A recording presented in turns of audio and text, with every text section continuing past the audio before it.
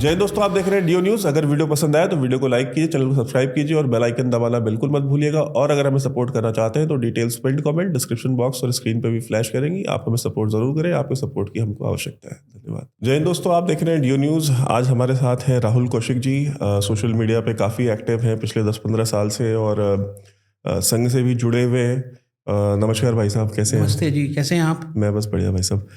भाई साहब ये बताइए कि हम हमेशा ये देखते हैं कि भारत में जो इंडी अलायंस है, हर उस मुद्दे पे जो राष्ट्रीय चेतना से जुड़ा हुआ है, जो हमारा जो इतिहास है उससे जुड़ा हुआ है, जो स्वर्णिम इतिहास है हमारा, चाहे वो राम मंदिर हो, चाहे काशी विश्वनाथ हो, और हमारी एक आध्यात्मिक जो है जुड़ाव भारत के हर एक व्यक्ति का भी उस इन इश्यूज के साथ है, इन मुद्दों के साथ है। हर उस मुद्दे पे इतना विरोध क्यों है? आपकी अंडरस्टैंडिंग क्या है इसके ऊपर? मुझे क्या लगता है वैभव जी कि ये विनोद का जो बेसिक प्रेमाइस है ना, वो है कि उनका पूरा एक जो थॉट प्रोसेस है, वो ही भारतीय नहीं है। उस थॉट प्रोसेस में भारतीयता, भारतीय मूल्य, भारतीय संस्कृति, धर्म, अध्यात्म, इसके लिए कोई स्थान नहीं है। और ये मुझे ऐसा क्यों लगता है, क्योंकि पिछले 20-25 साल में, और अगर आप 2014 से पहले का समय लें सामान्यतया, उसमें आप देखेंगे कि तो भारत से संबंधित जो भी था, उसको चाहे राज्यों में, चाहे केंद्र में, जिस तरीके से तिरस्कृत किया गया, जिस तरीके से इग्नोर किया गया, उसका मुझे लगता है पूरी दुनिया में कोई दूसरा उदाहरण आपको मिलेगा नहीं कि किस तरह से आप अपनी मेजॉरिटी कम्युनिटी को, आप अपने पुरातन विचारों को, अपनी हिस्ट्री को, अपने कल्चर को कैसे डिस कर सकते हैं, कैसे उसको तिरस्कृत कर सकते हैं, अपमानित कर सकते हैं, और उसका आप कोई मौका नहीं छोड़ते। वो इन लोगों ने इंश्योर किया कि लोगों के अंदर, सामान्य जन के अंदर अपने ही कल्चर के प्रति, अपने ही समाज के प्रति, अपनी ही वैल्यूज़ के प्रति एक बहुत ज़्यादा, मैं कहूँ, इन्फीरियॉरिटी कॉम्प्लेक्स आ जाए, कि उनको लगे कि नहीं यार, अगर हम टीका लगा के जाएंगे तो हमारा मजाक उड़ाया जाएगा, अगर हम शिखा रख लेंगे तो लोग हमको मॉडर्न नहीं समझेंगे, अगर हम कहीं धोती पहन लेंगे तो हमारी मजाक उड़ाया जाएगा। और मैं इसके बहुत उदाहरण देता हूँ।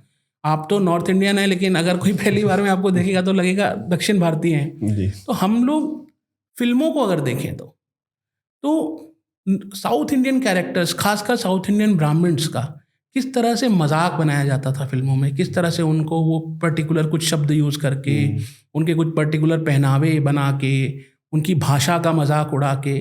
मुझे लगता है कि अगर आज वो फिल्में होती, और ये जो रीजनल शॉविनिस्ट आजकल रोज़ साउथ साउथ चिल्लाते हैं, मुझे नहीं पता उन लोगों ने वो फिल्में देखी हैं या उन लोगों का क्या रिएक्शन, क्योंकि आज तो वो सब लोग एक ही तरफ हैं। तो मुझे क्या लगता है कि ये एक बड़ा सोचा समझा प्लान था, क्योंकि जब तक आप किसी देश की चेतना को मारते नहीं हो, तब तक आप उस देश को कॉन्कर नहीं कर सकते। मुझे याद आता है, आपने बोला मेरा संघ का बैकग्राउंड है, तो हमने बचपन में सुना था कि डॉक्टर हेडगेवार ने जब संघ बनाया, वो तो कांग्रेस के एस्टैब्लिश्ड नेता थे, पर उन्होंने संघ बनाया, जब ये सोचा कि मुझे संघ बनाना चाहिए या कोई और ऑर्गेनाइजेशन बनाना चाहिए, तो उनके दिमाग में यही ख्याल था कि ऐसा क्या है कि पूरी दुनिया के सर्वश्रेष्ठ वॉरियर्स, सर्वश्रेष्ठ साइंटिस्ट, हर फील्ड के सर्वश्रेष्ठ लोग हमारे पास रहे हैं, और आज से नहीं 1000-2000 साल से रहे हैं।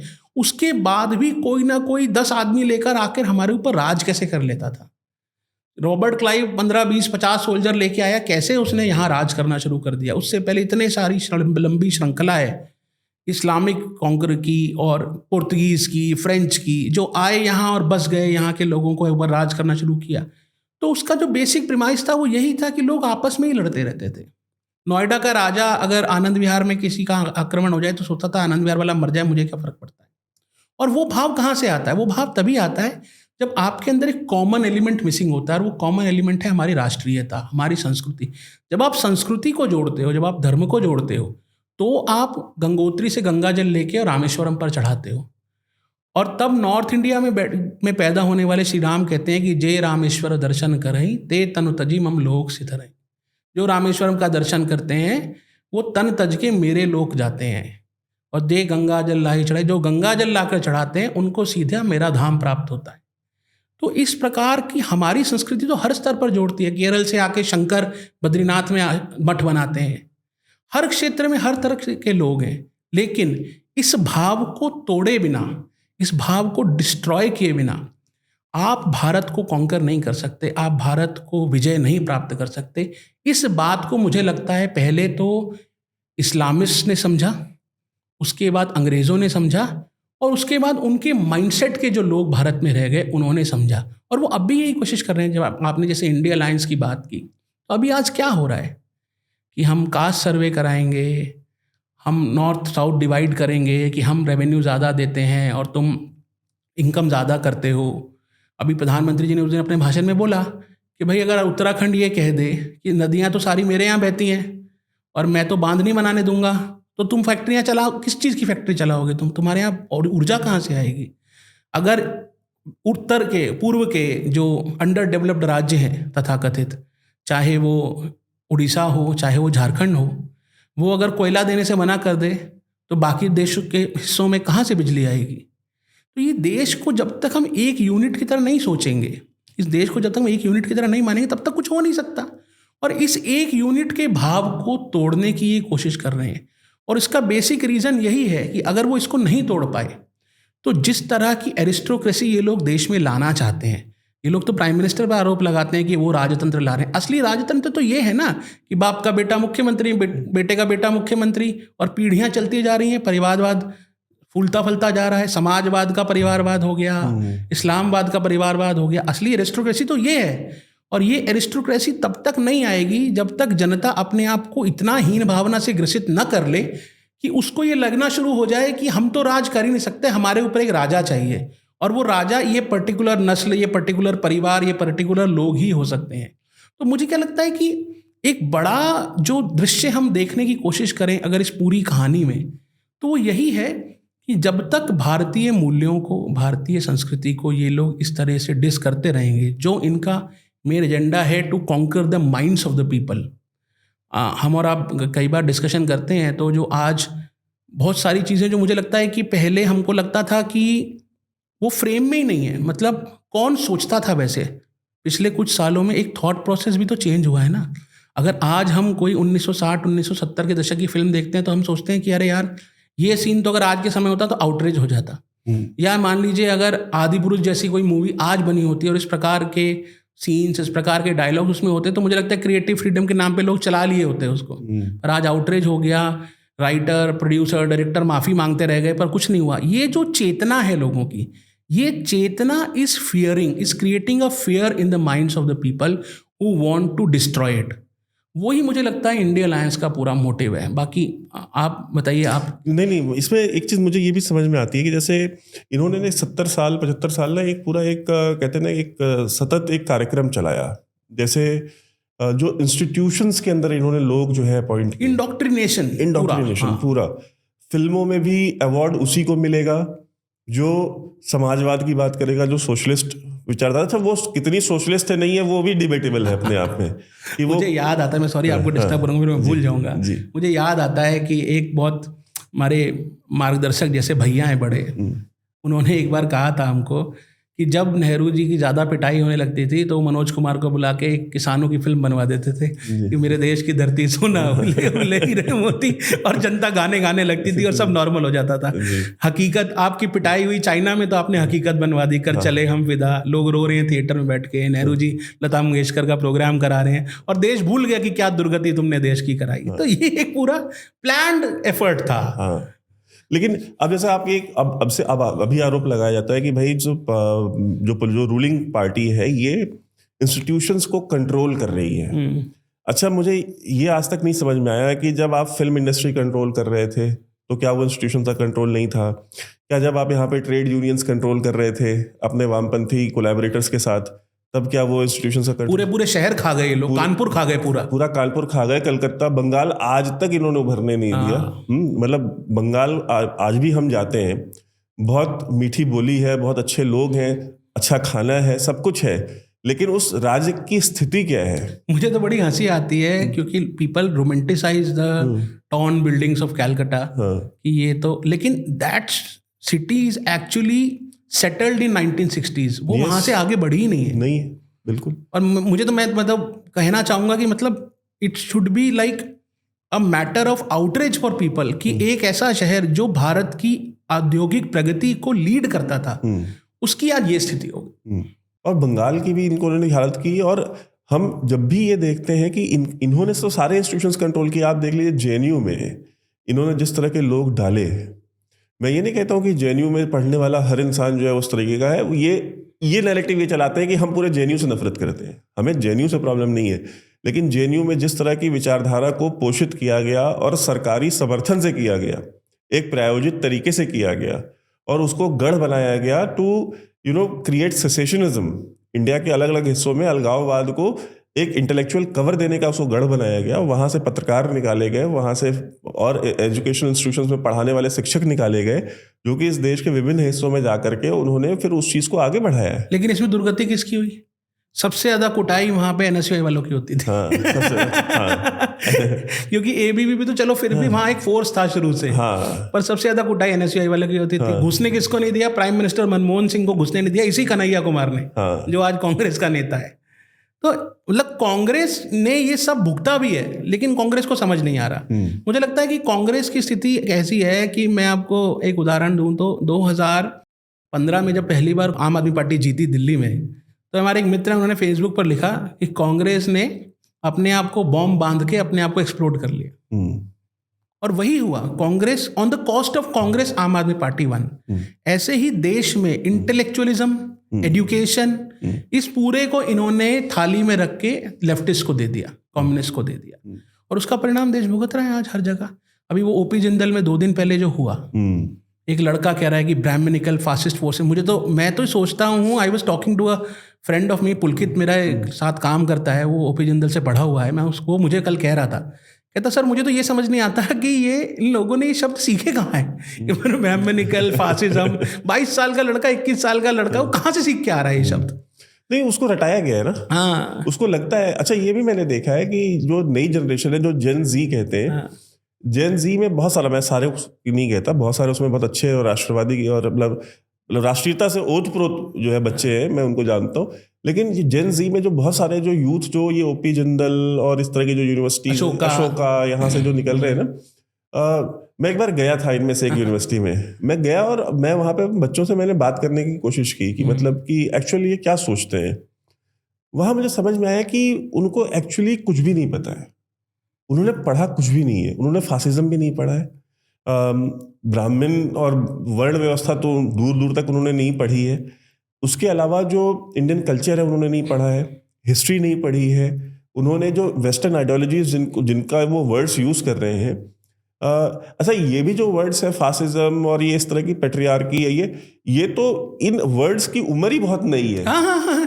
फासिज्म कितने साल पुराना है? 100 साल पुराना भी नहीं है भाई। 100 साल तो एक विचारधारा के लिए 100 साल तो कुछ भी नहीं होते हैं, कुछ भी नेसेंट स्टेज होता है। हाँ, तो मुझे ये चीज समझ में आई कि यार इनको इंडोक्ट्रिनेट किया जा रहा है, इनको बोला जा रहा है कि ये चीज बुरी है। अब वो उसको जाकर के हर जगह लिख रहे हैं ये बुरी है, ये बुरी है। अच्छा, उनके जो साथ के लड़के, उनको लगता है यार ये कूल है। हाँ, वही है, ये कूल है, तो वो उस पर लाइक भी कर रहे हैं, रिएक्ट भी कर रहे हैं, उसको शेयर भी कर रहे हैं। तो उन्होंने अपना एक इको चैम्बर सा बना लिया है जिसमें एक दूसरे से सारे एग्री करते हैं और वो एक ही बात करते रहते हैं। हाँ। शिकारी आएगा, जाल बिछाएगा, दाना डालेगा, फंसना मत, और वो कहते कहते जाल में आ जाते हैं। वो खुद ये नहीं पता करना क्या है, वो खुद फंसे हुए हैं। क्योंकि करना क्या है ये तो पता नहीं है, बस ये बोलना सिखाया है, ये बोलना है। हाँ, और वो खुद बेचारे वो विक्टिम्स हैं। हाँ, एक्चुअली ये जो बच्चे हैं ये विक्टिम्स हैं 100%। और इनको जो करेक्ट, इन्होंने दुनिया देखी नहीं। अच्छा, मैं एक, बस आपने बताया एक भाई साहब से हमारी बात हो रही थी, तो उन्होंने ऐसे बोला कि यार जेएनयू को बंद कर देना चाहिए। मैंने कहा भाई साहब, जेएनयू को बंद करना कोई ज़रूरी नहीं है मेरे विचार में, बिकॉज अच्छा, लोग भी, व्यूअर्स भी अक्सर कमेंट करते हैं जेएनयू को ताला लगा दो। मैं ये कहता हूँ कि यार जेएनयू से पढ़े हुए जितने क्रांतिकारी निकलते हैं ना, जब तक जेएनयू की बाउंड्री के अंदर में होते हैं, जब तक उनकी फीस टैक्स पेयर दे रहा होता है, उनको नंबर उनकी विचारधारा पे मिल रहे होते हैं, उनको डॉक्टरेट, पोस्ट डॉक्टरेट, ये वो सारी डिग्रियां मिल रही होती हैं प्रोफेसर की रहमो करम पे, नहीं तब तक सारा क्रांति रहती है। उस गेट से निकलने के बाद मुझे एक क्रांतिकारी बताओ जो उस गेट से निकलने के बाद जिसने क्रांति अपनी जारी रखी हो। उनका गांव में फ्लैट नहीं ले पाते। उतने पैसे नहीं होते हैं, अनएम्प्लॉयबल होते हैं। और ये पुरानी सरकारों में ये आधे से ज़्यादा प्रोफेसर लग जाते थे दूसरी यूनिवर्सिटियों में, तो इनकी ज़िंदगी सेटल हो जाती थी, फिर ये अपने जैसे पैदा करते थे। मुझे लगता है बुद्धा इन ट्रैफिक जैम में विवेक अग्निहोत्री ने जो दिखाया है, मेरे मित्र हैं बहुत अच्छे, वो बहुत अप्रोप्रिएट है कि कैसे आप उनको उसका कॉन्सेप्ट भी नहीं समझा रहे हो, ऊपरी बातें कर रहे हो, एंड दे इंश्योर, जैसे हम लोग भी उस दिन बात कर रहे थे कि जो नक्सलाइट्स और अर्बन नक्सल्स, ये लोग जो हैं, मतलब नक्सलाइट गांवों में और उन इलाकों में, और अर्बन नक्सल उनके पेट्रियार्क बन के शहरों में, they want to keep the people also कि वो अनअवेयर ही रहें, क्योंकि अगर उनको पता चल गया तो सब फट जाएगा बम। जैसे उस फिल्म में भी वो लेडी जो है पल्लवी जोशी जिनका रोल करती है, वो जब एक स्टूडेंट एक ऐसा मॉडल बनाता है जिसमें सीधा उस गांव के लड़के को रेवेन्यू मिलने लग जाए अपनी कमाई का, तो वो एकदम चिल्लाने पड़ती है, फ्रस्ट्रेट। क्यों? क्योंकि उसको पैसा मिल गया, उसके सामने दुनिया आ गई, तो वो तो इनको पूछना बंद कर देगा। तो they are actually thriving on ignorance, nothing else. अच्छा, हम ये भी देखते हैं कि ये इनका जो सारा समाजवाद है ना, वो इनकी बातों तक है। शॉपिंग खान मार्केट में करेंगे, और वेकेशंस प्राग, ग्रीस, लंदन, यूएस। एक पत्रकार है जिनकी नौकरी चली गई, अब यूट्यूब पे आ गए वो भी अभी अमेरिका गए थे। तो अमेरिका गए तो न्यूयॉर्क में टाइम स्क्वायर दिखा रहे थे अपने व्यूअर्स को।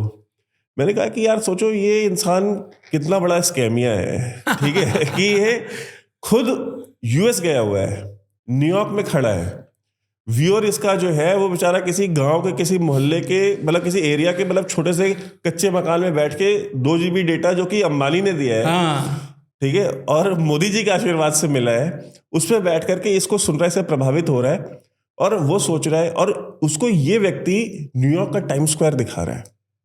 अब सोचिए कि मतलब अगर इस पर हम बैठ कर 10 मिनट चिंतन करें, मुंह आंख बंद करके चिंतन करें, और जो भी उसके व्यूअर्स ये वीडियो देख रहे हैं उनसे भी कहूंगा जरा आप चिंतन कीजिए इसके ऊपर कि ये किस तरह का समाजवाद आपको वो देना चाह रहे हैं, जिसमें वो तो बिजनेस क्लास ट्रैवल कर रहे हैं, जिसमें वो तो टाइम स्क्वायर में घूम रहे हैं, वो लंदन भी जा रहे हैं, लेक्चर दे रहे हैं, लेक्चर के पैसे ले रहे हैं, आर्टिकल लिखते हैं, मतलब $1 पर वर्ड चार्ज करते हैं, ठीक है।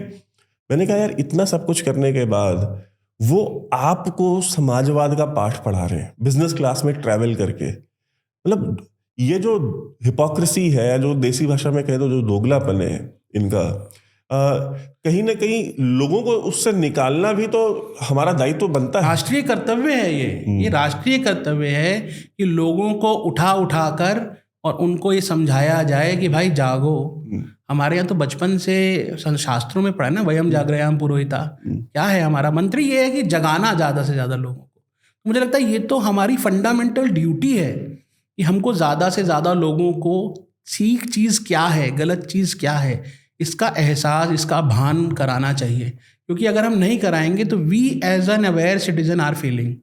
मैं हमेशा कहता हूँ कि अगर घर में 2 लड़के होते हैं तो जो बहुत बढ़िया है, कमाता है, सदाचारी है, सारे काम समय से करता है, पढ़ा लिखा है, और एक दूसरा लड़का है जो शराबी है, जुआरी है, अब संस्कृति में रहता है, कुसंस्कारी है तो माँ बाप जो है वो सारे सवाल अच्छे लड़के से ही करते हैं।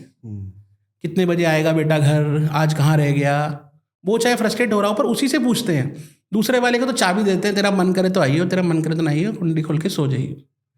तो जो जिम्मेदार है उसको ही चिंता करनी पड़ती है, जो जिम्मेदार है उसे ही समझना पड़ता है। तो ये तो अगर हम अपने आप को मानते हैं कि हमको थोड़ी बहुत समझ है चीज़ों की, तो हमारा ही कर्तव्य है, ये हम जैसों का ही कर्तव्य है कि जिनको नहीं है उनको वो समझाना पड़ेगा, चाहे जैसे समझाए। अब मूविंग फॉरवर्ड, आपको नहीं लगता कि इस सरकार में पिछले 10 साल में एक चीज़ जो हुई है वो जाति या जो कास्ट पॉलिटिक्स है, उससे प्राइम मिनिस्टर ने पॉलिटिक्स को जो एक राष्ट्रीय, जो एक कहते हैं ना टॉपिक था, जो सारी राजनीति वही जातिवाद के इर्द गिर्द घूमती थी, धर्म के इर्द गिर्द घूमती थी, वो कहीं ना कहीं चेंज होकर के अब डेवलपमेंट की तरफ जा रही है। बिकॉज जो गांव में बैठी हुई जो महिला है जिसको वॉशरूम मिल गया, ठीक है, सम्मान है वो, बेसिकली वो वॉशरूम नहीं, उसका शब्द बहुत अच्छा है, इज्जत घर। हाँ, इज्जत घर। हाँ। वो सम्मान उसको मिल गया, प्लस दूसरा उसको धुएं से मुक्ति मिल गई, ठीक है, उज्ज्वला योजना में। जनधन के जरिए उसको जो लाइनें लगानी पड़ती थी अपनी सब्सिडी लेने के लिए, अपना लाभ लेने के लिए, वो उसके अकाउंट में डायरेक्टली आ रहा है, उसको एम्पावर कर दिया। तो कहीं ना कहीं अब ट्रिपल तलाक खत्म कर दिया, तो विकास और समाज सुधार की राजनीति अब चल रही है, ना कि अब वो जातिवाद की राजनीति का अब दौर खत्म हो गया। और कुछ लोग कहते हैं कि it would be too early to say this, because ये कभी भी लौट सकता है। तो जब ये कास्ट सेंसस की बात आई थी तो हमने देखा कास्ट सेंसस के ऊपर भी राहुल गांधी ने बहुत प्रयास किए, ये न्याय यात्रा, वो यात्रा, बट लोग किसी भी जाति के उनके साथ आके खड़े नहीं हुए। मुझे क्या लगता है वैभव जी, जैसे जैसे लोगों की बेसिक नीड्स फुलफिल होती जाएंगी और जैसे जैसे जैसे हमने अभी डिस्कस किया, लोग अपने कल्चर, अपनी संस्कृति की तरफ लौटने लगेंगे, तो ये जो कास्ट लाइंस, रीजन लाइंस, ये सब हैं, ये ब्लर होती चली जाएंगी। और ये हो रहा है, हमको दिख रहा है, हमारे चारों तरफ हमको दिख रहा है। 22 जनवरी को आप और मैं दोनों तो अयोध्या में थे, पर यहाँ मैं लौटा तो मैंने लोगों से पूछा और जो वीडियोज़ मैंने देखे, मुझे नहीं लगता कि देश में ऐसा कोई कोना था जहाँ भगवान राम के आगमन का उत्सव ना हुआ हो, जहाँ दिए ना जले हों, जहाँ पटाखे ना फोड़े गए हों, जहाँ भंडारे ना लगे हों। तो उसमें कोई जाति वाला तो नहीं था, उसमें कोई रीजन का भेद तो नहीं था। आप अयोध्या जाएं या आप काशी जाएं, उस दिन भी हम बात कर रहे थे, तो सबसे ज़्यादा पर्यटक, सबसे ज़्यादा दर्शनार्थी, सबसे ज़्यादा धार्मिक यात्री कहाँ के होते हैं? दक्षिण के होते हैं, दक्षिण, तमिलनाडु के होते हैं, आंध्र के होते हैं, तेलंगाना के होते हैं। क्यों होते हैं? क्योंकि हमारी श्रद्धा हमको जोड़ती है, और ये कास्ट लाइंस, ये रीजन लाइंस, ये हमारी श्रद्धा को ब्लर करती है। 70 साल में यही कोशिश हो रही थी कि इनके हिंदू इथोस को छुपा दो और बाकी बैरियर्स को ऊंचा ऊंचा ऊंचा ऊंचा कर दो, क्योंकि वो होता रहेगा तो ये कभी भी इस खुमारी से बाहर नहीं निकल पाएंगे, और बाहर नहीं निकलेंगे तो जो आदमी खुमारी में है वो काम तो कर ही नहीं सकता। प्राइम मिनिस्टर ने पिछले 10 साल में क्या किया है? एक, मनुष्य की, नागरिक की बेसिक नीड्स को पूरा करने का प्रयास किया है। दूसरा, उसको अवेयर होने के टूल्स दिए हैं। 2014 के सितंबर अक्टूबर में मुझे याद है, मैं कुरुक्षेत्र गया था। कुरुक्षेत्र में एक नेचुरोपैथी इंस्टीट्यूट है, तो वहाँ मैं गया था। तो मैं जब वहाँ के गेट में घुसने लगा तो मुझे याद आया कि अरे तूने रोमिंग का रिचार्ज तो कराया ही नहीं। मैं बाहर निकल के वापस गया, मैंने एक रोमिंग का रिचार्ज कराया 15 दिन का, जिसमें मुझे इनकमिंग और आउटगोइंग दोनों के पैसे लगते थे। इनकमिंग के पैसे भी लगते थे 1.5 रुपया पर मिनट, और 3 GB का रिचार्ज होता था 653 रुपये का एयरटेल का मेरा।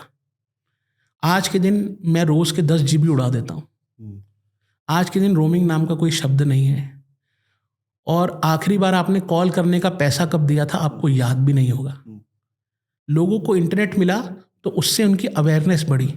मेरी माता जी थोड़ी कम पढ़ी लिखी हैं, पर वो आज ऑडियो से, वॉइस कमांड से पूरा फ़ोन चलाती हैं, वीडियोस देखती हैं, बात करती हैं, मैसेजेस भेजती हैं हमको।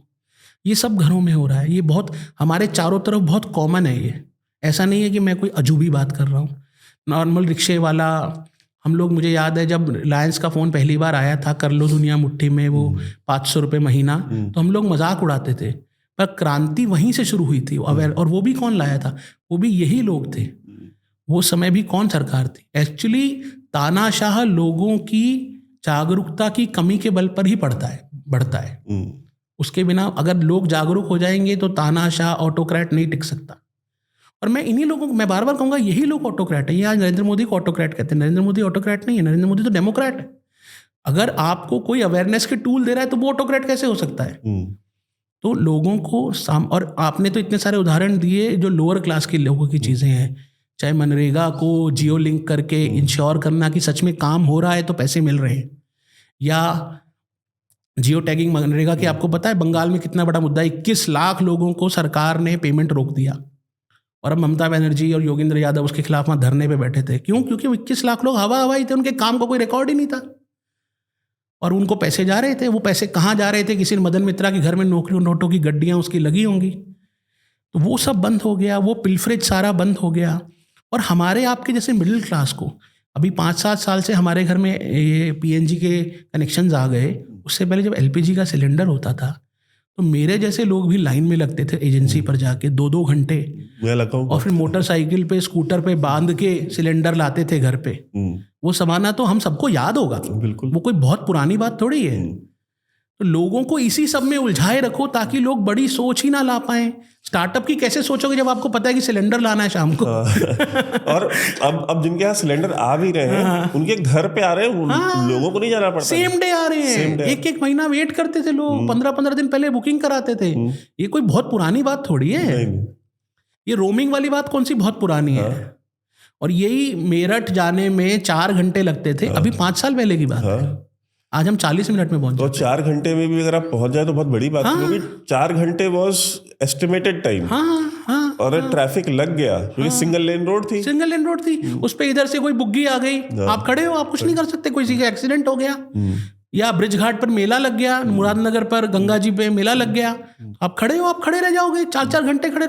मेरा तो क्योंकि मैं पश्चिमी उत्तर प्रदेश का ही हूँ, तो हम लोगों के गांव रिश्तेदार सब उधर ही हैं, हम लोग जाते रहते थे, हमने देखा ही है, ये कोई नई बात थोड़ी। और मैं उस दिन भी आपको कह रहा था कि हम लोग अपने गाँव जाते थे तो यहाँ से पहले फ़ोन करते थे और उनसे पूछते थे कि भाई बिजली का क्या चल रहा है आजकल, दिन की चल रही है, रात की चल रही है। तो मैं आज किसी को बताता हूँ तो उसका आश्चर्य होता है, पर ये सच्चाई है कि बिजली 12 घंटे आती थी गाँवों में, या तो पूरी रात आती थी या पूरे दिन आती थी।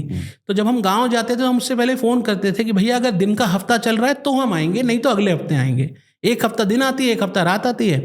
दिन में जाएंगे, बिजली मिलेगी तो आपका दिन गुजर जाएगा, रात को आप छत पे पानी डाल के खाट बिठा के सो जाओगे, नींद आपको मिल जाएगी। तो ऐसी स्थिति अभी कोई बहुत पहले नहीं थी। अब जब आप इसी में उलझे हो कि शाम को सोना कैसे है, तो आप स्टार्टअप थोड़ी लगा पाओगे, आप आगे थोड़ी बढ़ पाओगे। आप अपनी मंडी की अपनी फसल को किसी अच्छे ट्रेडर को थोड़ी बेचने की सोचोगे। आप सोचोगे बगल में मंडी है, मैं वहाँ जाऊँ बुग्गी पे बैठ के, शाम तक वहीं पहुँच गया तो वही बड़ी बात है, क्योंकि सड़क तो टूटी पड़ी है।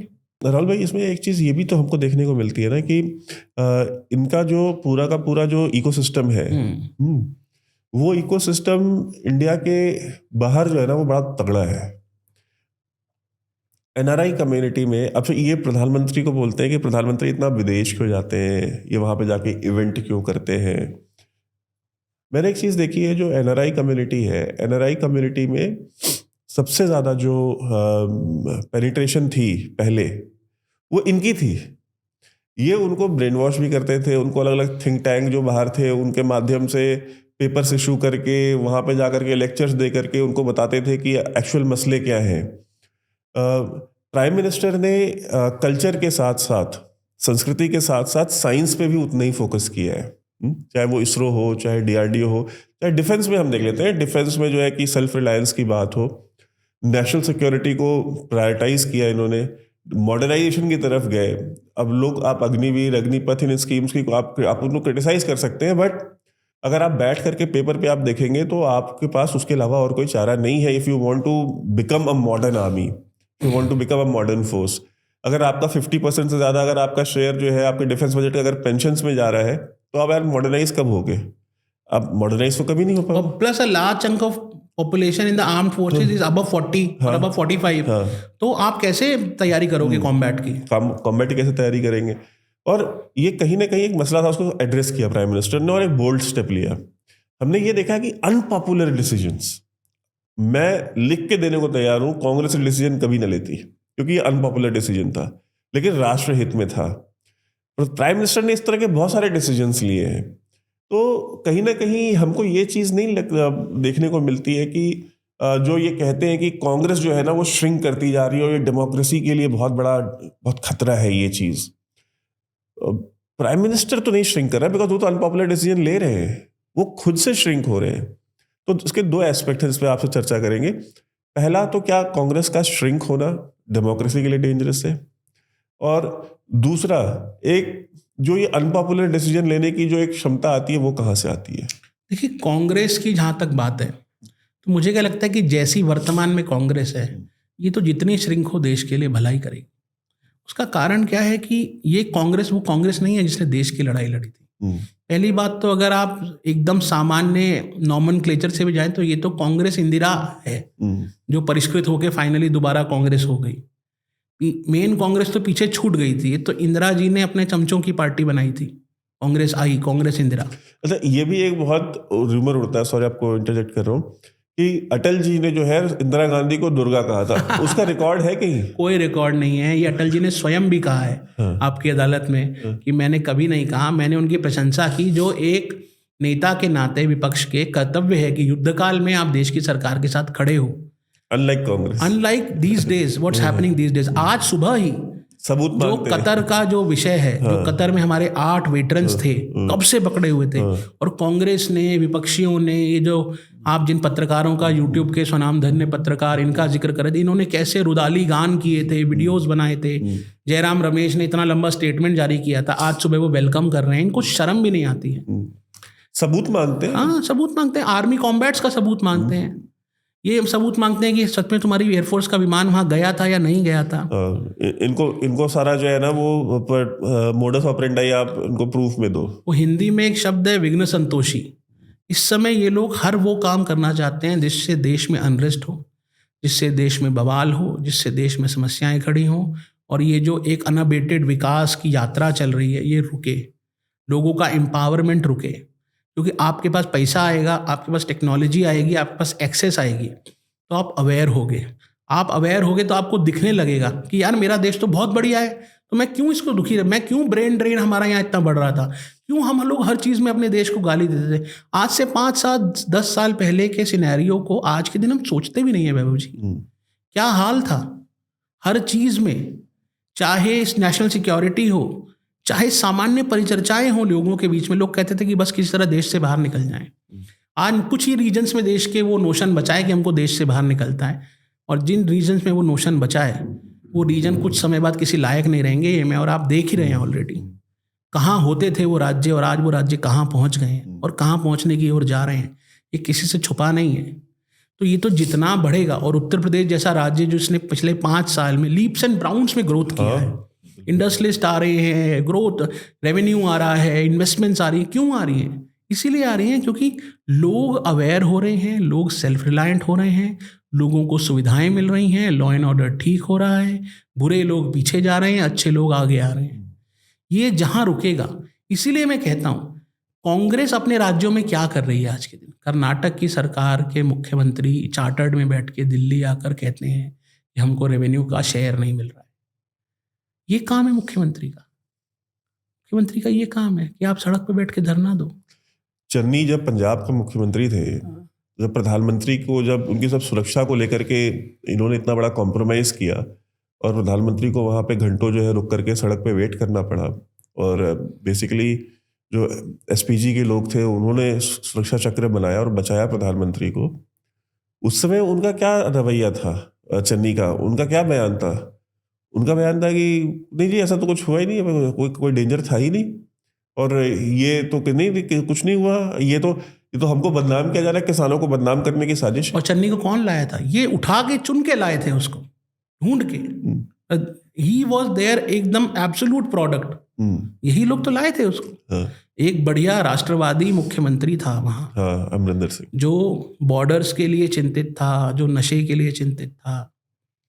और अभी तो कुछ दिन पहले एक अमरिंदर सिंह की स्पीच वायरल हो रही थी 1980s की, जिसमें वो कैसे एक्सप्लेन कर रहे हैं कि कैसे वहाँ पर जो हिंदू कम्युनिटी है उसको खालिस्तानियों ने कितना मारा है और का कितना नंबर छुपाने की कोशिश उस समय की सरकारें कर रही थी। तो उसको हटाकर, और एक ऐसे आदमी को जो नॉन सीरियस आदमी, जो जिस दिन उसकी सरकार गई अगले दिन कनाडा चला गया और 1.5 साल लौटा ही नहीं, बिल्कुल ऐसे आदमी को आपने उठा के मुख्यमंत्री बना दिया। या सिद्धारमैया जैसा व्यक्ति, जिसको पूरे समय सिद्धारमैया और शिव कुमार में यही चलता रहता है कि कौन कौन सा डिपार्टमेंट से रेवेन्यू खा जाए, कौन। ये लोग तो, इन लोगों के हाथ में ये 2 राज्य लग गए, ये इनका बुरा हाल कर देंगे 5 साल में लूट लूट के, क्योंकि इनको तो अपने कॉफर्स भरने और कुछ करना नहीं है इनको। इन्होंने छत्तीसगढ़ का भी यही हाल किया था, and they were very sure कि हम जीतेंगे। पर वही बात है ना कि आप फर्जी तरीके अपनाओ, वहाँ पर वो बेटिंग ऐप को खुला प्रोत्साहन दे रहे हैं।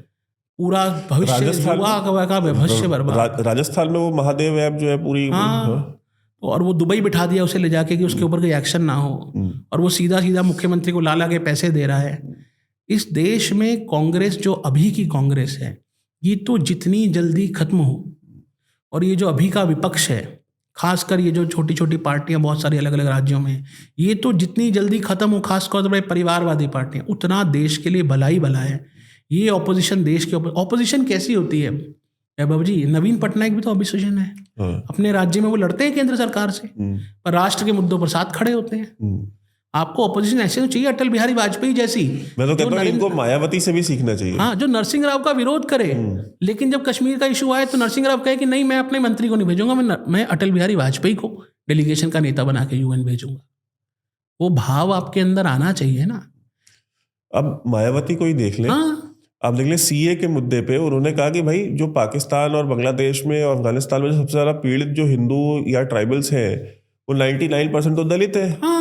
तो मैं तो विरोध नहीं करूंगी सीए पे सरकार का, मैं तो सरकार के साथ खड़ी हूँ। और राष्ट्र के इस तरह के मुद्दे पे वो कभी भी विरोध नहीं करती। वो अपनी जात, हमारी उनसे भी प्रॉब्लम है कि वो एक जाति विशेष की राजनीति करती हैं और तुष्टीकरण करती हैं हर तरीके का, उस पर हमारा उनसे विरोध है, लेकिन कम से कम उनकी आंख में इतना तो शर्म का पानी, कम से कम राष्ट्रीय मुद्दों पे वो विरोध नहीं करते। मैं तो हमेशा कहता हूँ कि मायावती और रामविलास पासवान ये कैसे भी रहे अपनी राजनीति में, पर ये कभी देश विरोधी नहीं हुए। नहीं, कभी नहीं।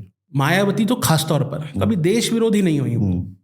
बहुत सारे नेता आज के दिन ये जो कास्ट सेंसस और ये सब चीजें लाना चाहते हैं कि जिसकी जितनी संख्या बारी उसकी उतनी भागीदारी, प्राइम मिनिस्टर ने बहुत अच्छा जवाब दिया था एक दिन कि भाई इस हिसाब से 80% तो हिंदू हैं देश में। अगर आप रिलीजन के हिसाब से ही सोच रहे हो, नहीं रिलीजन नहीं, वो तो जाति के हिसाब से बोल रहे हैं ना, वो इसलिए तो रिलीजन पे आ नहीं रहे। हाँ, वो क्या है ना कि जब आपको अल्पसंख्यकों के लिए कुछ सिक्योर करना होता है अपने वोट बैंक के लिए, तो आप रिलीजन पे आ जाते हो, और जब इधर कुछ सिक्योर करना होता है तो आप कास्ट पे आ जाते हो। नहीं, मैं कहता हूँ ये जो भारी बातें कर रहे हैं तो फिर सिखों का क्या बनेगा? वो तो बेचारे 1% भी नहीं ढंग से। और क्रिश्चियंस का क्या बनेगा? क्रिश्चियंस का क्या? और बौद्ध, जैन, पारसी तो नॉन एग्जिस्टेंट। 800-700 1000 2000 परिवार हैं जिनके, उनका क्या होगा? और वो देश को वो 800-700 परिवार कितना रेवेन्यू देते हैं? कितने उद्यमी लोग हैं, उन्होंने बहुत बड़े औद्योगिक घराने आज संभाल रखे हैं सालों से, शताब्दियों से। टाटा वही परिवार है, गोदरेज वही परिवार है, आपका ये क्या कहते हैं वाडिया परिवार वही है, बॉम्बे डाइंग वाला, सारे तो पारसी ही है ना। जैन्स आप देख लो, इस देश में कहीं भी आप चले जाओ, किसी भी शहर में चले जाओ, आपको राजस्थान के जैन्स मिलेंगे ही मिलेंगे, और सक्सेसफुल बिजनेसमैन मिलेंगे, मीडियोकर बिजनेसमैन नहीं मिलेंगे। और तमिलनाडु में रहने वाला मारवाड़ी जैन जो होगा ना, वो तमिल से बढ़िया तमिल बोल के दिखाएगा आपको। हाँ, बिल्कुल। हर देश, हर हिस्से में ऐसा ही मिलेगा। हाँ। इवन मुंबई आप जाइए, मुंबई में जो बड़े बड़े उद्यमी है, वो चाहे मारवाड़ी जैन होंगे या गुजराती जैन होंगे। मतलब वो उनका जो स्पेशली डायमंड के बिजनेस में आप देख लीजिए मुंबई में, and they assimilate so well in the local culture कि आप आइडेंटिफाई नहीं कर पाओगे। सब इतनी बढ़िया मराठी बोलते हैं वो, और मतलब उनका जो अपना जो फूडिंग कल्चर भी वो लेके आए हैं। अगर आप उधर बोरीवली साइड में इधर जाओ आप, तो वहाँ जो खाऊ गलियां बनी वो बेसिकली गुजराती है सारे। अरे मेरे जैसा आदमी जो वेजिटेरियन है वो तो सर्वाइव भी ना कर पाए इस देश के आधे हिस्सों में अगर मारवाड़ी भोजनालय ना हो। बिल्कुल सही बात है। मैं जब गया था, मुझे याद है केरल, तो हम लोग वहाँ रुके थे, वो हिल स्टेशन है जहाँ पे टी गार्डन्स है, मुन्नार। वहाँ पर हम रेस्टोरेंट, हम पहुंचे, होटल बहुत शानदार होटल था, हमने खाना खाने पहुंचे, उस रेस्टोरेंट के मेन्यू में बीफ थे। हम तो वहाँ खाना ही नहीं खा सकते थे, तो हम बाहर निकले तो हमको चौराहे पे एक मारवाड़ी भोजनालय मिल गया। 3 दिन में उस 7 स्टार में रुका, पर खाना मैंने उस मारवाड़ी भोजनालय में खाया। और ये पूरे देश में। और उन्हीं लोगों ने धर्म भी बचा रखा है आपका। कथाएं, प्रवचन, तीर्थ यात्रा कौन करा रहा है? वही करा। धर्मशालाएं किन्होंने बनवा रखी हैं? आपको हर शहर में बिरला की धर्मशाला मिलेगी, हर शहर में जयपुरिया की धर्मशाला मिलेगी, उन्हीं लोगों ने कर रखा है। और ये इसीलिए था क्योंकि हमारा देश एक यूनिट की तरह काम करता था, हर जगह एक यूनिट। अब जो मैं तो उस दिन, मेरे एक मित्र हैं वो मुझे बता रहे थे, ये जो तिरुनेलवेली करके जगह है, उसमें एक आइटम है बहुत फेमस खाने, तिरुनेलवेली का हलवा। पर वो जो बनाने वाला ओरिजिनल व्यक्ति है वो तमिल नहीं है, वो बांदा का है, यूपी का। वो कभी वहाँ जाके बसे थे और उन्होंने वो हलवा बनाना शुरू कर दिया, और आज वो तिरुनेलवेली के नाम से पूरे देश में फेमस है, मिलता है, खाया जाता है, पसंद किया जाता है। तो ये एसिमिलेशन, ये कोहेसिव नेचर, ये तो इस देश का है, इनहेरेंट है हमारे यहाँ। मैं जैसे काशी से आता हूँ, बनारस में आप जाइए, वहाँ पे आपको 1.5 लाख बंगाली टोला पूरा है। वहाँ पे आपको केदार घाट के आसपास सारे तेलुगु और तमिल्स मिलेंगे, जो वहाँ पे 10-10, 12-12 जनरेशन से रह रहे हैं वहाँ पे। और बनारस का जो खाना है, आप सुबह अगर गुदौलिया चौराहे पे खड़े हो जाए तो मैं कहता हूँ कि उतना अच्छा साउथ इंडियन आपको पूरे नॉर्थ इंडिया में तो कहीं नहीं मिलेगा। ठीक है। जो अभी हम अयोध्या गए थे, तो जो वहाँ पूरा जो लीड कर रहे थे अनुष्ठान को, गणेश्वर शास्त्री द्रविड़ जी महाराज, वो 5वीं पीढ़ी के पुरोहित हैं, पर वो तमिलनाडु के थे। 5 पीढ़ी से वो लोग वहीं रह रहे हैं तमिलनाडु, काशी में। उनका परिवार की परंपरा है पौरोहित्य की। अब जब ये पूरा विवाद हुआ, ये सारा मुहूर्तों का और इन सब का, उनके उत्तरों को कोई जवाब नहीं दे पाया। और वो एक अच्छे खासे बनारसी है, भाषा से भी उनकी झलकता है। जब मैंने उनसे पूछा कि आपको क्या लगता है ये जो मुहूर्त वाली बात है, तो उनकी पहली लाइन थी कि हाथी चलता है, कुत्ते भौंकते हैं। यार ये तो तमिल तो बोल नहीं सकता है। ये बनारसी ही बोल सकता है। और ज्यादा मजेदार तब होता है जब वो बनारसी एक्सेंट में बोलते हैं। अच्छा, ये बनारस में भी जितने पुरोहित हैं पुराने सारे बड़े पुरोहित सारे साउथ इंडियन हैं। हाँ, साउथ से ही आए हुए हैं सारे। आप वहाँ जो परिवार है, मैं आपको बताऊं, वहाँ चाहे बंगाली हो चाहे गुजराती हो, 20,000 गुजराती रहते हैं वहाँ। मोदी जी का जो होम टाउन है वडनगर, वहाँ के लोग वहाँ बसे हुए हैं काशी में। अरे आप जब जैसे अश्वमेध घाट से सीधा बाहर निकलो जी, तो बंगाली में बोर्ड है दुकानों के। मतलब मैंने जब पहली बार देखा तो आई वाज स्टन्ड कि भाई यहाँ कौन पढ़ता होगा इन बोर्ड्स। आर्किटेक्चर भी आपको बंगाली। हाँ, लेकिन वो सब वहाँ सालों से हैं, शताब्दियों से वो लोग वहाँ रह रहे हैं और वो उस कल्चर में ऐसे घुले मिले हैं कि आप पहचान नहीं सकते कि वो बनारसी नहीं है। एक सरदार जी मिले मुझे जो एकदम चेस्ट भोजपुरी में बात कर रहे थे, क्योंकि वो पूरा, यही तो हमारे देश का कल्चर तो यही है ना कि हम जहाँ गए वहीं के हो गए। काशी विश्वनाथ मंदिर के पीछे का जो मोहल्ला है, जो बैकग्राउंड, जो कि अब वहाँ पे कॉरिडोर बन गया, तो उसका नाम था लाहौरी टोला। ठीक है। बनारस में जो गुरु नानक की भी जो यात्रा है वो उल्लिखित है। गुरुबाग में जो गुरुद्वारा है वो गुरु नानक के ही टाइम का है, वो वहाँ पे उन्होंने आराम किया था, इसलिए गुरुद्वारा है। नीची बाग में गुरु गोविंद सिंह जी महाराज गए थे, उनका गुरुद्वारा है। और उनकी तो पूरा यात्रा है कि वो कहाँ से उन्होंने गंगा स्नान किया, फिर वो वहाँ आए, काशी विश्वनाथ दर्शन किया और करके फिर वो आए, वहीं भी गुरुद्वारा बना। तो जो सिख पॉपुलेशन है वो भी उस टाइम की है, गुरु गोविंद सिंह जी महाराज के टाइम की है। अयोध्या में गुरु नानक देव जी आकर रहे थे जी, और वहाँ पे गुरुद्वारा है ब्रह्मकुंड, गुरुद्वारा ब्रह्मकुंड साहिब। और कोर्ट में केस में ये एविडेंस माना गया है। हाँ, और गुरु नानक देव जी जब आके वहाँ रहे तो गुरु नानक देव जी के उस स्थान पर ही ये ब्रह्मकुंड गुरुद्वारा बना है। अभी जब प्राण प्रतिष्ठा हुई तो महीने उससे ज़्यादा समय तक ब्रह्मकुंड के गुरुद्वारे की कमेटी ने वहाँ फ्री लंगर चलाया। उनके ग्रंथी बीच बीच में जब साधु संत मंदिर का कंस्ट्रक्शन देखने आते थे, उनके ग्रंथी भी आते थे। जब मंदिर का निर्माण पूरा हुआ, प्राण प्रतिष्ठा हुई, तो वो स्वयं भी आए थे। तो ये जो मैं इसीलिए कहता हूँ कि ये कांग्रेस और रीजनल पार्टीज को खत्म करना ज़रूरी है, या ये जो कांग्रेस मुक्त भारत, तो पीएम भी जैसे कहते हैं ना, कांग्रेस मुक्त Bharat is about the ideology that these parties are serving. ये कोई ऑर्गेनाइजेशन या नेताओं को खत्म करने का नहीं है। जो आइडियोलॉजी है इनकी, देश तोड़क और समुदायों के बीच विभेद पैदा करने की, वो आइडियोलॉजी को खत्म करना हमारे देश का इनहेरेंट पार्ट है। ये कि सिख और हिंदू साथ रहते हैं, सिख और जैन साथ रहते हैं, सिख और बौद्ध साथ रहते हैं, हिंदू और बौद्ध साथ रहते हैं, पर फिर भी सब अपनी अपनी आइडेंटिटी बचा कर रखते हैं, पर एक दूसरे के मूल्यों का सम्मान करते हैं। राम मंदिर की प्राण प्रतिष्ठा में हमने देखा कि सिख लोग भी उतने ही फर्वर से सेलिब्रेट कर रहे थे, बिल्कुल जैसे हिंदू कर रहे थे, क्योंकि हमारे बीच तो कभी भेद रहा नहीं। मुझे याद है 99 में मैं बहुत छोटा था, पर जब खालसा का त्रिशताब्दी का समारोह था, पूरे देश में सबने मनाया था, हर किसी ने मनाया था। तो हमारे यहाँ तो ये कभी रहा नहीं। लेकिन ये चाहे रीजन के बेसिस पे, चाहे फेथ के बेसिस पे, चाहे कास्ट के बेसिस पे, जो फ़र्क ये पार्टियां देश में पैदा करना चाह रही हैं, ये एक लॉन्ग टर्म साजिश का हिस्सा है। वो जो ब्रेकिंग इंडिया आप सबने, हमने भी पढ़ी है, आपने भी पढ़ी है, मुझे लगता है बहुत इनिशियल लेवल पर बहुत लोगों के अवेयरनेस की यात्रा की शुरुआत वो किताब राजीव मल्होत्रा की रही। उसमें ये सब उन्होंने बहुत कायदे से लिखा है उस समय। तो मुझे लगता है कि ये ब्रेकिंग इंडिया फोर्सेस ही हैं, और इनको जितनी जल्दी आप समाप्त करो उतना देश के लिए अच्छा है। इन पार्टियों में नया नेतृत्व आए, ऐसे लोग आए जो सच में ज़मीन से जुड़े हैं। पुराने नेता कांग्रेस कैसे थोड़ी होते थे। भाई राजेंद्र प्रसाद भी तो कांग्रेस के ही नेता थे, एक ज़माने में लोहिया भी तो कांग्रेस के ही नेता थे। राजर्षि पुरुषोत्तम दास टंडन, कन्हैया माणिकलाल मुंशी, जिन्होंने सोमनाथ का मंदिर का निर्माण का पूरा जिम्मा अपने कंधे पे लिया, वो कौन थे? कांग्रेस के ही तो नेता थे। अच्छा, चूंकि आपने ये बात छेड़ दी तो इसलिए मैं कहता हूँ कि अक्सर जो है ना वो गोडसे को संघ से जोड़ते हैं। ये गोडसे भी तो कांग्रेस का नेता था, ठीक है, और उस गोडसे भी तो कांग्रेस का नेता था। उसने वो कांग्रेस छोड़ करके संघ में आया था, और फिर संघ छोड़ करके खुद की पार्टी बनाई। और वो पत्रिका निकाला करता था जिसमें वो संघ को सिर्फ गालियां लिखते थे। और अगर आपको पहली पार्टी के हिसाब से ही करना है तो डॉक्टर हेडगेवार भी कांग्रेसी थे। वो तो नागपुर कांग्रेस के अध्यक्ष थे। नागपुर में जब 1920 में अधिवेशन हुआ कांग्रेस का, तो आयोजन कमेटी के अध्यक्ष थे वो। और ये भी चीज है कि वो जब उन्होंने कांग्रेस छोड़ी तो स्वतंत्रता संग्राम में 2 बार जेल गए। 1929 में जंगल सत्याग्रह में गए वो।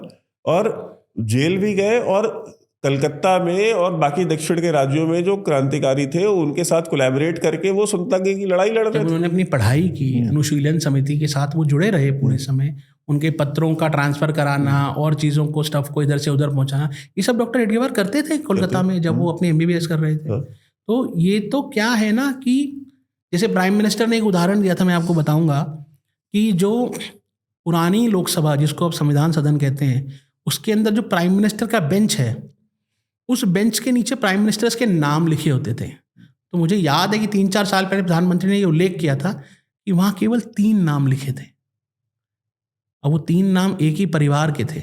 उसके अलावा क्या देश में प्रधानमंत्री नहीं हुए? पर उसके अलावा इस देश में जो प्रधानमंत्री हुए उनको आपको इंश्योर करना था कि वो किसी को याद ना रहे। लाल बहादुर शास्त्री किसी को याद ना रहे, HD देवगौड़ा किसी को याद ना रहे, VP सिंह किसी को याद ना रहे, ये आपको इंश्योर करना था। अटल बिहारी वाजपेयी किसी को याद ना रहे, नरसिंह राव किसी को याद ना रहे, इनकी बॉडी को उन्होंने घुसने नहीं दिया। तो सीताराम केसरी के साथ क्या किया? टॉयलेट में बंद कर दिया अपने पार्टी प्रेसिडेंट को, और इंश्योर किया कि वो भाग जाए। उनकी तो जान बची उस दिन। अरे उनका सामान उठा करके सड़क पे फेंका गया। हाँ, और कब्जा, लिटरली मतलब कहते कू होता है ना, कब्जा किया गया, वो भी बलपूर्वक। ये फासिज्म है। हाँ। और इसकी रूट्स इटली से आती हैं। फासिज्म वहीं तो शुरू हुआ था। हाँ, बिल्कुल। अच्छा, और जो मुसोलिनी के साथ लड़ रहे थे, तो उनके संस्कार में तो वही है ना, वही करना तो है उनके संस्कार में, और क्या है। तो ये लोग तो जितनी जल्दी जाएं उतना बढ़िया है, अच्छे लोग आए। ऑपोजिशन का होना बहुत जरूरी है एक थ्राइविंग डेमोक्रेसी के लिए, पर वो ऑपोजिशन एंटी कंट्री थोड़ी होना चाहिए, वो देश को आगे बढ़ाने वाला ही होना चाहिए।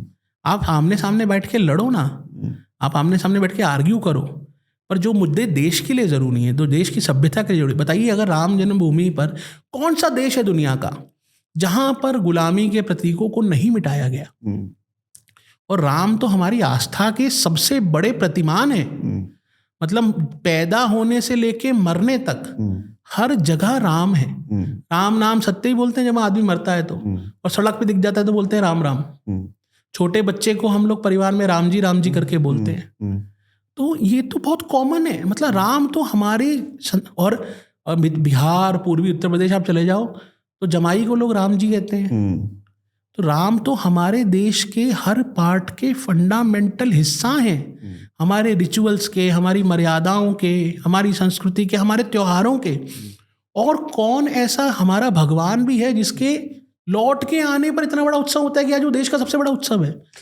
इवन धर्म में भी जितने भी संप्रदाय हैं, वो चाहे वो वैष्णव संप्रदाय का कोई हो, चाहे वो शैव संप्रदाय हो, वो चाहे शाक्त संप्रदाय हो, या कोई भी संप्रदाय या उनके अपने सब सेक्ट्स हो, हर संप्रदाय में एक नाम है जिसके ऊपर कोई विरोध नहीं है, वो नाम राम का है। राम संप्रदायों को जोड़ते हैं। जब रामेश्वर की स्थापना हो रही थी तो रामचरितमानस में इंस्टेंस है कि पार्वती जी शिव से पूछती हैं कि ये शिवलिंग जो नीचे राम बना रहे हैं, इसका नाम रामेश्वर रखा है इन्होंने, रामेश्वर का अर्थ क्या है? तो शिव उनको बताते हैं, रामः ईश्वर यस्य सा रामेश्वर, राम जिसके ईश्वर है वो रामेश्वर है। और नीचे हनुमान जी राम जी से पूछते हैं कि ये रामेश्वर आपने नाम रखा है, इसका अर्थ क्या है? तो वो कहते हैं, रामस्य ईश्वर या स रामेश्वर, जो राम का ईश्वर है वो रामेश्वर है। तो राम तो हमारे देश में संस्कृतियों के सेतु हैं। वो आपको दक्षिण, पूर्व, पश्चिम, और ये लोग कहते हैं कि बंगाल में राम को कोई जानता नहीं, तमिलनाडु में राम को कोई जानता नहीं, क्योंकि 80% बंगाली हिंदू वैष्णवाइट है। हाँ, आंध्रा में राम को कोई जानता नहीं। कोदंड राम स्वामी का मंदिर कहाँ पर है? रामेश्वरम कहाँ पर है? ये चलिए कंक्लूडिंग आज का डिस्कशन, होप हम फिर दोबारा जरूर करेंगे। हमको एक्चुअली ये रेगुलर करना चाहिए, व्यूअर्स को भी बहुत अच्छा लगेगा। फाइनली अगर हम देखें तो जो, अगर आप फ्यूचर देखते हैं, 2024 के इलेक्शंस भी आ रहे हैं, तो सबको पता है कि मतलब हुज विनिंग, लेकिन ये जो प्रधानमंत्री बोलते हैं ना कि अब की बार 400 पार, ये जो 400 प्रधानमंत्री नहीं बोलते, ये तो अब मल्लिकार्जुन खड़गे भी, उद्धव ठाकरे, संजय राउत भी बोलते हैं। ठीक है, तो ये कॉन्फिडेंस कहाँ से आ रहा है? मुझे लगता है कि ये लोगों के चेहरों से आ रहा है। जब आप सड़क पे चलते हुए देखते हो तो मुझे लगता है आपको और मुझे भी ये भाव आता है, क्योंकि लोग कॉन्फिडेंट फील कर रहे हैं। आपको कॉन्फिडेंट कब आता है? जब आदमी पहली बार कमाना शुरू होता है तो उसको कॉन्फिडेंस आता है। जब आप पहली बार अपने पैरों पर खड़े हो जाते हो तो आपको कॉन्फिडेंस आता है। तो हम अपने पैरों पर खड़े होने लगे हैं, ये देश अपने पैरों पर खड़ा होने लगा है, ये देश पहली बार अपने आप को सर्वसक्षम महसूस कर रहा है। आज सुबह ही 8 लोग जो वापस आए हैं, सब मान के बैठे थे कि सरेंडर हो गया, ये लोग नहीं लौट के आएंगे।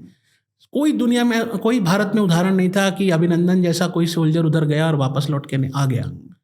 ये जो हो रहा है, ये देश की चेतना को जगा रहा है। तो ये मुस्कान हमारे चेहरों पर जो है, हमारे जैसे 100 लोगों के, 1000 लोगों के, 140 करोड़ में से 20-25 को छोड़ दो आप तो सबके, वो मुस्कान ये 400, 370 इंश्योर करेगी। और ये प्राइम मिनिस्टर को दिख रहा है। ये जो एक वाइब है ना, क्या होता है आज के दिन, क्या होता है आप समझो ना, हर चीज़ आखिर में लौट के कहाँ होती है कि मेरी वाइब मैच नहीं हुई, इसकी वाइब बहुत अच्छी थी, इसकी वाइब। तो ये आज देश की वाइब चेंज हो गई है। The vibe in this nation has change, transformed for good. सब लोग खुश हैं, सब लोग आगे बढ़ने का सोच रहे हैं। हर दूसरा आदमी सोच रहा है कि यार 2 दिन जुगाड़ मार के अयोध्या होके आऊँ, दर्शन करके आऊँ। हर आदमी सोच रहा है कि यार चलो आज कुछ बाहर खा के आते हैं। लोगों की इनकम बढ़ रही है, लोगों को अपनी संस्कृति, अपना देश धर्म समझ आ रहा है, अच्छे लोग आपस में मिल रहे हैं, बात कर रहे हैं, पूरी दुनिया में भारत की चर्चा हो रही है। अबू धाबी में कल 14 तारीख को प्रधानमंत्री बहुत बड़े हिंदू मंदिर का उद्घाटन करने वाले हैं, स्वामीनारायण संप्रदाय के। तो इससे लोगों की चेतना बढ़ रही है, लोगों को, और लोग अवेयर हो रहे हैं। जैसे हमने डिस्कस किया, डेटा बढ़ रहा है तो अवेयरनेस बढ़ रही है। Data is the new oil, everybody knows. तो उसके कारण जो लोगों के मन के अंदर एक फीलिंग आ रही है, वो फीलिंग, वो कॉन्फिडेंस अपने आप कह रहा है कि हाँ, the government is coming back, the prime minister is coming back, and there is no way कि हम लोग इसको कोई भी रोक सके दुनिया में। और हम लोग ये इंश्योर करेंगे कि ये हो, क्योंकि एक बार जब ट्रेजेक्ट्री सेट हो जाती है ना वैभव जी, आप और मैं गाड़ी भी चलाते हैं, एक बार जब पेस पकड़ लेती है गाड़ी, तो अगर टक्कर लगती है, तो अगर ब्रेक मारते हो आप, तो पीछे वाला टक्कर ही मारता है, विध्वंसी होता है। तो वो अब सबको दिख रहा है कि भाई अब इस एक्सेलरेटर पे से पैर नीचे नहीं हटाना है। तो वो मुझे लगता है वो लोगों का कॉन्फिडेंस आपस में, जैसे मंदिर का जब इनॉग्रेशन हुआ तो किसी ने उनको कहा नहीं कि तुम घर में दिए जलाओ, प्राइम मिनिस्टर ने एक बार बोला, पर लोग खरीद, मैंने पहली बार देखा, मैं अभी पीछे गया था, कार्यकर्ता संघ के बता रहे थे कि राहुल जी बाकी कुछ भी होता है दुनिया में, कोई भी इवेंट होता हम कहते हैं, तो हम गए कहें कि चलो दिए जलाना या झंडा लगाना, तो लोग कहते हैं झंडा दो। इस बार लोग 200-200 रुपये, 500-500 रुपये के झंडे खरीद के ला रहे थे, खुद घरों पे लगा रहे थे, बात कर रहे थे। तो ये देश का माहौल ओवरऑल चेंज हो रहा है। मुझे लगता है यही वो कॉन्फिडेंस प्राइम मिनिस्टर के अंदर भर रहा है, मुझे तो ऐसा ही लगता है। चलिए राहुल जी, अगली बार जो हम चर्चा करेंगे उसमें हम ये डिस्कस करेंगे, कहीं ना कहीं ये जो आपके मतलब बीजेपी के ऊपर या संघ के ऊपर ये आरोप लगता है कि आप एक यूनिफॉर्मिटी लाना चाहते हैं, आप सबको एक रंग में रखना चाहते हैं, जबकि इंडिया की जो एक्चुअल स्ट्रेंथ है वो डाइवर्सिटी है, और आप यूनिफॉर्मिटी के फेवर करते हैं, आप यूनिफॉर्म सिविल कोड की बात करते हैं, आप इस तरह के इशूज से बात करते हैं। तो हम अगली चर्चा उस पर करेंगे। Thank you so much. Uniformity चेहरों पे आनी चाहिए, बस कि सबके चेहरे स्माइल नहीं होना चाहिए। धन्यवाद। ठीक है जी, thank you so much sir.